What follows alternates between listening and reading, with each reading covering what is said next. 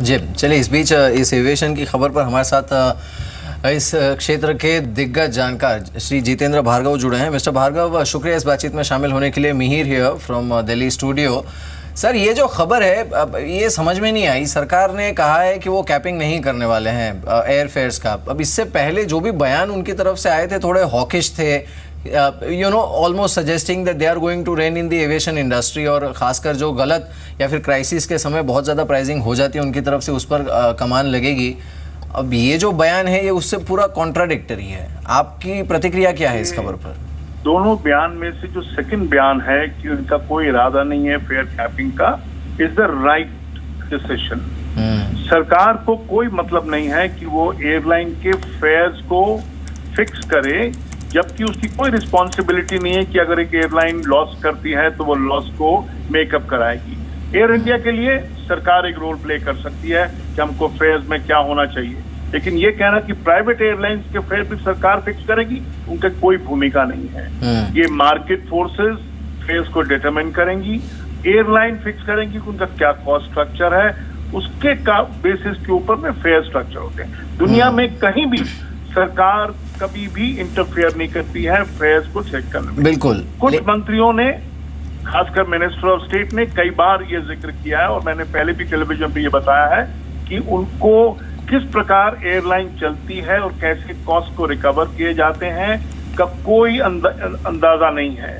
Airline इस समय एक जो रेवेन्यू मॉडल फॉलो करती है वो ये होता है कि अगर आपने टिकट पहले लिया है तो आप सस्ते दाम पे ले रहे हैं, जिसके कारण वो पैसेंजर्स जो कि बंबई दिल्ली का फेयर 4000 से ज्यादा अफोर्ड नहीं कर सकते, वो फेयर अफोर्ड कर पाते। मिस्टर भार्गव, जो लोग मिस्टर भार्गव, इसमें बस मेरा एक कंफ्यूजन है, क्योंकि सरकार ने पहले, जो आपने सही कहा कि जो एविएशन मिनिस्टर ऑफ स्टेट है उनकी तरफ से भी इस तरह के बयान आए थे, लेकिन जो दूसरा हिस्सा था उनका वो डायरेक्ट कंज्यूमर से लिंकेज वाला था। जैसे हमने चेन्नई फ्लड्स के समय देखा था कि बेंगलोर और हैदराबाद के जो किराए थे वो 70-80,000 वन पर्सन वन वे हो गए थे इकोनॉमी क्लास में। या फिर हरियाणा में जो जाट आंदोलन हुआ था उस समय बॉम्बे और चंडीगढ़ और दिल्ली के बीच में काफ़ी बढ़ गए थे।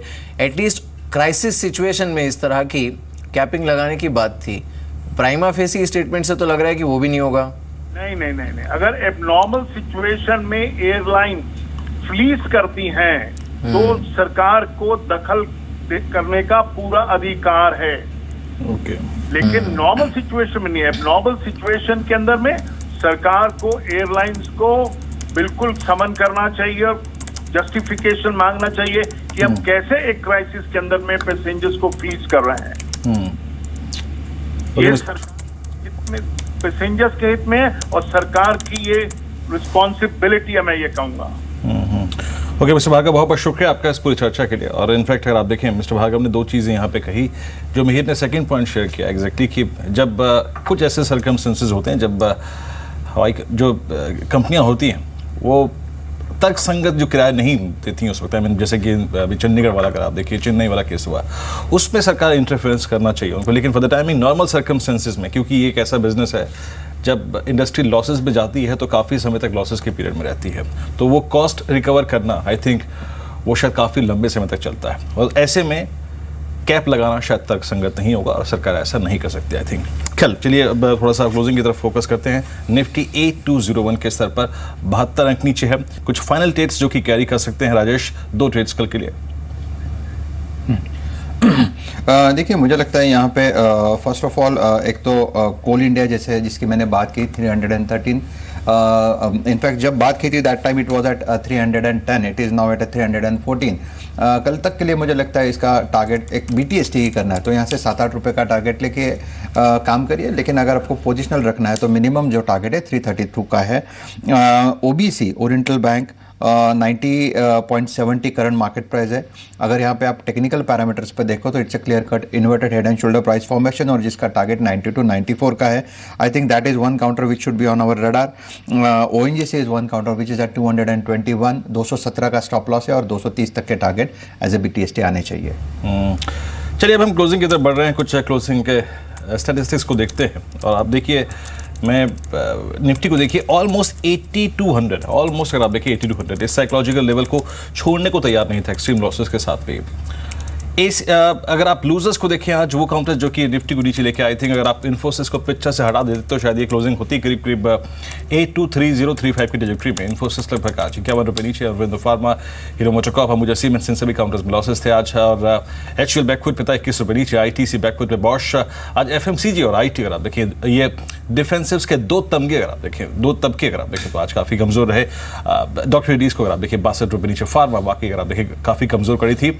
एचडीएफसी, एशियन पेंट्स, टीसीएस और एलएनटी अगर आप देखें आज डिसाइसिवली बैकफुट पर है। कुछ गेनर्स को देखते हैं वो काउंटर जहां पे स्ट्रेंथ थी। इनफैक्ट ये आपकी स्क्रीन में मिड कैप यूजर्स, इसको देख लेते हैं पहले, एक बार रुकिएगा। पिरामिड एंटरप्राइजेस, दानी पावर, मैरिको, दिवीज लैब, ये बैकफुट पे रहे। Exide, BL, ABB, Century Textiles. तो कैपिटल गुड्स में अगर आप देखें गिरावट थी वो not exactly in the large cap, वो मिड कैप में भी अगर आप देखें तो कहीं ना कहीं चली गई थी। एल्स्टॉम इंडिया, बायोकॉन, कोल इंडिया अगर आप देखिए निफ्टी की गिनर्स मैच शानदार मूव, लगभग 7.5 रुपये ऊपर रहा। बाकी ओएनजीसी का आप देखिए, ओएनजीसी ने आज काफ़ी एक साइजेबल मूव दिया और आई थिंक सिर्फ 4 रुपये 60 पैसे के मूव को मत देखिएगा, आप जाके चार्ट्स पे नीचे बेस को देखिएगा, सबसे अट्रैक्टिव चीज़ वही थी। बाकी एनटीपीसी आज 52 हफ्तों के नए सर्वोच्च स्तरों पर। रिलायंस, सिप्ला अगर आप देखें एक पुल बैक मोड में, आई थिंक इसने अपना एक बेस बनाया है नीचे। हिंडाल्को, एचएल टेक्नोलॉजी से कुछ और काउंटर जहाँ पर आज स्ट्रेंथ थी। एक बार जरा कुछ सेक्टर्स को देखते हैं। चीनी स्पेस अगर आप देखें आज प्रॉफिट बुकिंग की ग्रिप में है। आज चीनी कम, धानी शुगर, मवाना शुगर और उसके बाद अगर आप देखें बलरामपुर चीनी, सभी काउंटर्स पर आप देखें, इनफैक्ट और शुगर अगर इन सभी काउंटर्स में आप देखें गिरावट थी। लेकिन चाय कॉफी स्टॉक्स को देखिए आज बिना चीनी के अगर आप देखें, चाय बिना चीनी के अगर आप देखें तो यहाँ पर coffee, Royal India, Jayshree Tea, ग्लेंडर, हैरिसन मलयालम, तनुश्री टी, सभी काउंटर्स पर आप देखें काफ़ी स्ट्रॉन्ग मूव था। आगे बढ़ते हैं, कुछ और स्टॉक्स को देखते हैं। आज क्रूड का ट्रिगर अगर आप देखें, आज वन ऑफशोर सिलान को देखिए 5% ऊपर, गोल ऑफशोर, डॉल्फिन ऑफशोर, एचओईसी, क्या जोरदार मूव रहा यहाँ पर। ऑल से अगर आप देखें आगे चलते हुए स्टोरी को, केन को देखिए, अगर आप अपस्ट्रीम कंपनियों के खेमे को देखिए, ओएनजीसी के 2% ऊपर रहा। ऑल कंट्री ट्यूब ये साइड वेज रहा। ऑयल इंडिया लगभग 2% ऊपर और अबान ऑफशोर लगभग 1.5% ऊपर रहा। आज पीएसयू स्पेस अगर आप देखें एक और सेंटर ऑफ अट्रैक्शन था। एमएमटीसी अगर आप देखें ऑलमोस्ट 17% ऊपर रहा। एसटीसी अगर आप देखें 102 के स्तर पे। ड्रेजिंग कॉर्पोरेशन लगभग 6% ऊपर रहा। बाकी हिंदुस्तान कॉपर ये करीब 11% ऊपर और एंड्रयूल करीब 1.5% ऊपर रहा आज के सेशन में। इंडियन बैंक को देखिए आप, आज करीब 2% ऊपर। Inter bank of commerce, bank of India, UCO bank, PNB अगर आप देखें, इन सभी काउंटर्स में अगर आप देखें पीएसयू बास्केट में तेजी थी आज, डेफिनेटली अगर आप देखें गेंस विजिबल थे। सीमेंट अगर आप देखें आज प्रॉफिट बुकिंग का शिकार हुआ और इस क्रम में ये Ambuja cements, Shanghai industries, prism cement, Balrampur cements माफ कीजिएगा और मंगलम सीमेंट अगर आप देखें तो यहाँ पर आज प्रॉफिट बुकिंग अगर आप देखें रखी आज। और आप सीमेंट को देखिए, इनफैक्ट ये अगर आप देखें एक्सटेंडेड लॉसेस है। और एविएशन को देखिए, अगर आप देखें आपकी स्क्रीन पर इंडिगो, स्पाइस जेट एयरवेज जैसे कुछ काउंटर जहाँ पर आज आखिरी में अगर आप देखें खबर का इम्पैक्ट नजर आया, विजिबल था वो। निफ्टी अगर आप देखें आपकी स्क्रीन पर लगभग 8199, ये कोशिश कर रहा है 8200 को होल्ड करने की, लेकिन क्या देखते हैं, ठीक है क्लोजिंग के वक्त 8200 विजिबल है as per the provisional figures. और 273 अंक नीचे सेंसेक्स। ओएनजीसी, आज क्रूड की स्टोरी बाजार में प्ले हो रही थी। आज सरकारी कंपनियों के, सरकारी बैंकों के खेमे अगर आप देखिए आज तेजी थी।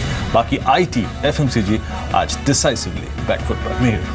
जी हाँ बिल्कुल। चलिए कुछ और स्टॉक्स देख लेते हैं जहाँ पर आज आउट परफॉर्मेंस था, वो भी इस डामाडोल बाजार में। 8200 होल्ड तो हुआ, लेकिन सही कहा आपने कि ये प्रोविजनल क्लोजिंग है।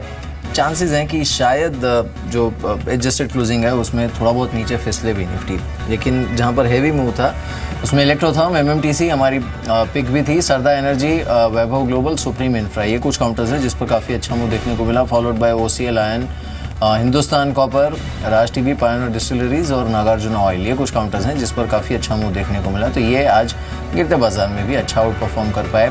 ड्रेजिंग कॉर्पोरेशन, ऑटो स्टैंपिंग्स, विपुल, मोनोग्राफ इंडिया, जयश्री टी, ये कुछ अन्य काउंटर्स हैं जहां पर आज अच्छा रुझान देखने को मिला। हमने कुछ स्टॉक्स जो कि रेकमेंड किए थे वो भी एक बार देख लेते हैं। जो रेकमेंडेड स्टॉक्स थे इसमें जहां पर टारगेट हिट हुआ है वो सारे स्टॉक्स आपकी स्क्रीन पर, और साथ ही जहां पर आज हमने खरीदारी की सलाह दी थी वो स्टॉक्स अच्छे मुँह में।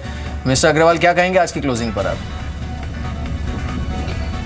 देखिए 8200 को टच करते हुए क्लोजिंग है, इसमें बहुत ज़्यादा निष्कर्ष निकालना मुश्किल है। कल कुछ डेटा आने वाला है, इकोनॉमिक डेटा, उस पर बाजार की नज़र रहेगी, वीकेंड है। लेकिन फिर भी मैं वही बात जोड़ना चाहूँगा जो प्रोग्राम के शुरुआत में कही थी कि कोई भी गिरावट आती है एक अच्छी अपॉर्चुनिटी देगी अच्छे स्टॉक चुनने की, क्योंकि लॉन्ग टर्म जो ट्रेंड है वो अभी भी इंटैक्ट है। और हमारा मानना है कि ये जो सीरीज़ है यहाँ कम से कम 100 पॉइंट की बढ़त मौजूदा स्तर से हो सकती है। तो चलिए राजेश अग्रवाल जी, राजेश हतपुते जी, आप दोनों का बहुत बहुत शुक्रिया और नताशा आपका बहुत बहुत शुक्रिया इस कार्यक्रम में शामिल होने के लिए।